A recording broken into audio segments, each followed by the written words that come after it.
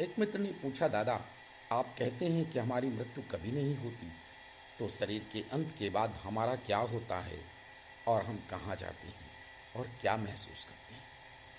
मैंने कहा, मित्र, न हम आज तक कहीं गए और न कहीं जा सकते हैं। बस कभी प्रत्यक्ष व कभी अप्रत्यक्ष रूप को प्राप्त हो जाते हैं।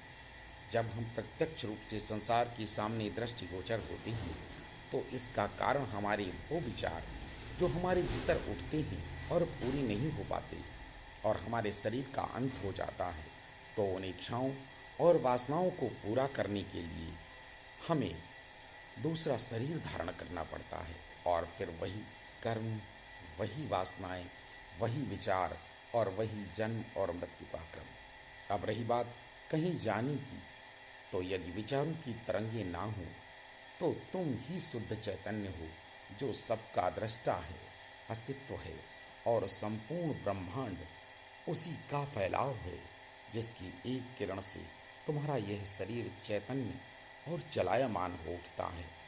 और जब यह शरीर से निकलता है, तो वापस उसी अस्तित्व के साथ एक हो जाता है।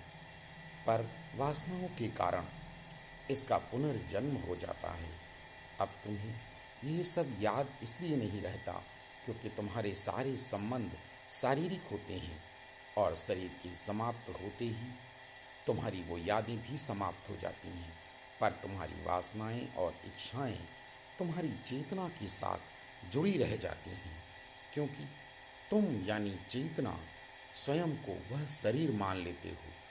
इसीलिए वे सारी वासनाएं और इच्छाएं तुम्हें वापस अगले शरीर के भोग में उतार देती हैं।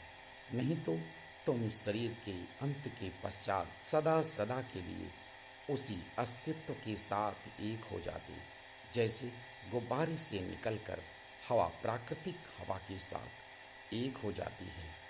फिर ऐसी चेतना समय समय पर तुम्हारे सामने संसार के कल्याण के लिए शरीर के रूप में प्रत्यक्ष रूप से प्रकट होती है, जिसे तुम कभी राम, कभी कृष्ण, कभी बुद्ध, कभी कबीर, कभी नानक और न जाने कितने रूपों में प्रकट होते देखते हो। और वह तुम्हारे साथ जीवन में रहती है और बातें करती है, फिर वापस लौट जाती है। पर तुम संसार में इतना उलझे हुए हो कि उस तरफ देख ही नहीं पाते। राधे राधे। नमो नमो।